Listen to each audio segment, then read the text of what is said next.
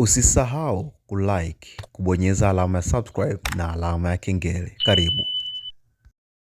Assalamu alaikum wa rahmatullahi wa barakatuh.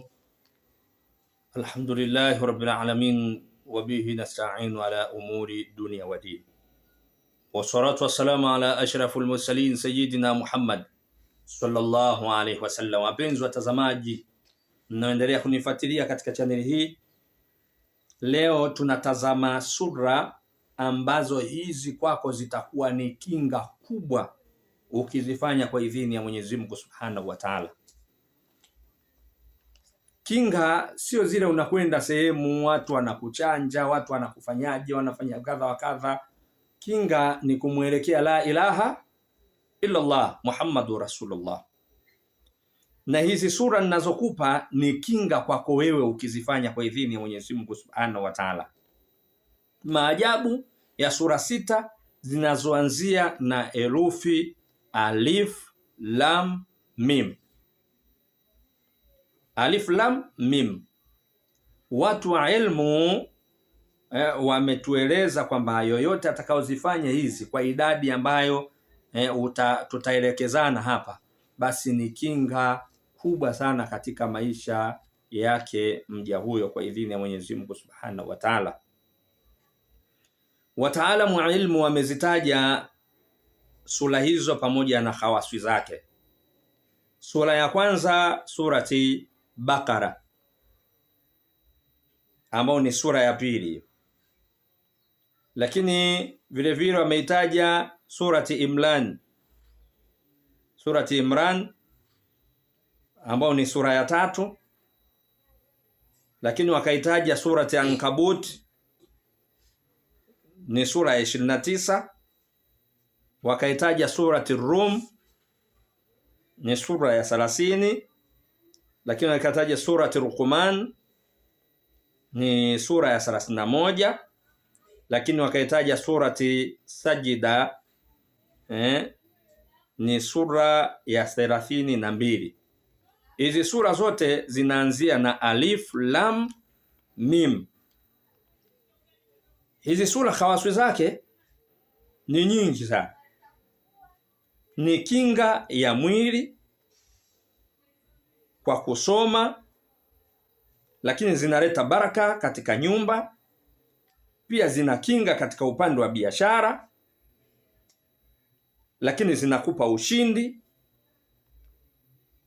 ukisoma kuanzia 3, 7, 6 katika idadi hiyo. Lakini ukiandika vile vile mwanzo wake wa alif lam mim, alif lam mim, alif lam mim, ukaweka katika sehemu ya biashara, inaleta baraka.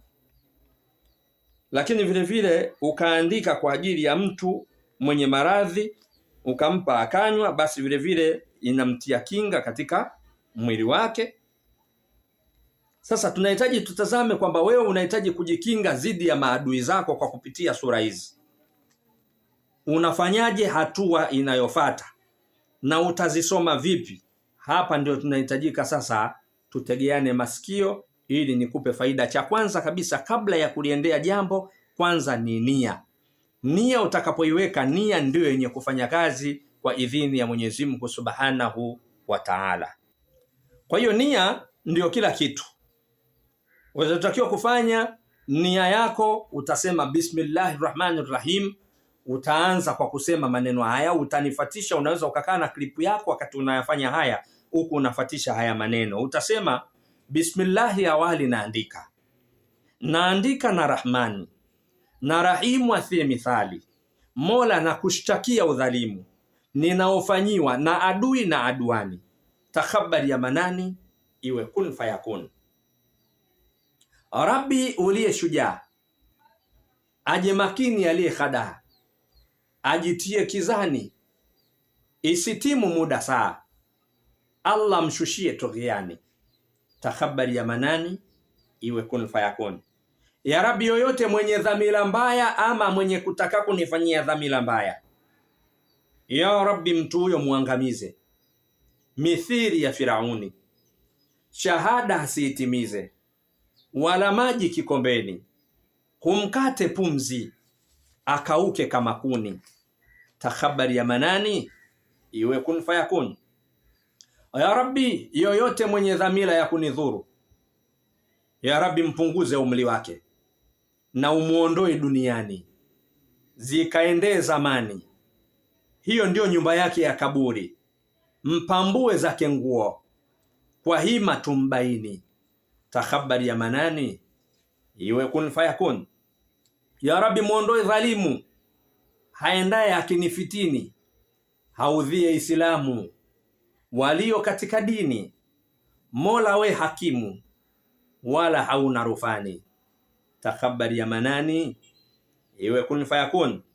Ya Rabbi, yoyote mwenye nia mbaya na mimi ya kutaka kunidhuru, ya Rabbi mtu huyo mpige upanga tangu juu hata chini, mkate kate kama tango, watu wasimbaini, pasisimame uganga wala kombe sahanini. Takhabari ya manani iwe kun fayakun. Ya Rabbi, yoyote yule ambaye mwenye dhamira ya kunidhuru kwa uchawi ama kunidhuru kwa madhara yoyote mabaya, lengo ni kuniangamiza, ya Rabbi mtu huyo mjaze juzani na umpe subiani, na umpasue na ulimi na midomo yake ya ndani, na malaika wa jahim wakamuingie tumboni. Takhabari ya manani iwe kun fayakun. Wangapi umewaondoa ya Rabbi, wenye nyingi tughiani, wakaacha mali zao na watoto majumbani. Mpambue adui yangu nguo, kwa hima ni mbaini. Takhabari ya manani iwe kun fayakun. Sasa hii ukimaliza maneno haya, nimekupa kiufupi sana. Ukimaliza kutia nia hizi, kisha baada ya hapo sasa unaendelea na taratibu. Taratibu zake zikoje? Hapa sasa ndio nataka nikuelekeze ili uweze kupata faida. Unachotakiwa kufanya katika hizi sura 6 hizi, kila sura hapa unasoma mara 41. Surati Bakara utasoma mara 41. Ukimaliza mara 41 unatia nia hizi nilizokusomea hapa, unazirudia tena kwa kusema maneno haya. Usimtaje jina mtu, unajitengenezea ulinzi mwenyewe. Usitaje jina. Yule atakayekugusa, atakaokutana nacho, anajua na yeye mwenyewe na Mola wake, kwa sababu ndicho alichokuwa nakitafuta. Kwa hiyo surati Imrani nayo utasoma vile vile mara 41. Ankabuti utasoma mara 41. Surati Rum utasoma mara 41. Surati Luqman utasoma mara 41. Surati Sajida utasoma mara 41. Kwa hiyo hizi zote 6 utasoma 41 41 41 41. Ukimaliza mwishoni kabisa, chukua chumvi yako ya mawe.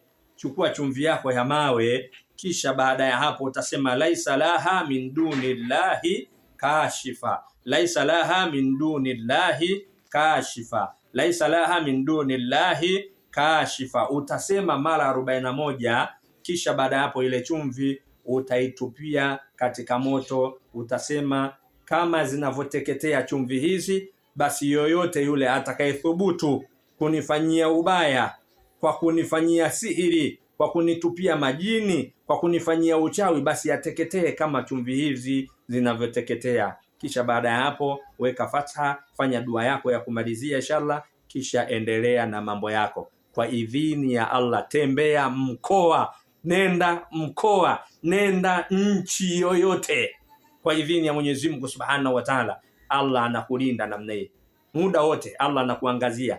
Allah kashatuma jeshi lake linakusimamia. Hakuna atakayethubutu kukuchokoza, na yoyote atakayekuchokoza atakutana nacho. Kama nia ulivyoiweka ndivyo atavyoangamizwa na Mwenyezi Mungu Subhanahu wa Ta'ala. Wabillahi tawfik. Assalamu alaikum wa rahmatullahi wa barakatuh.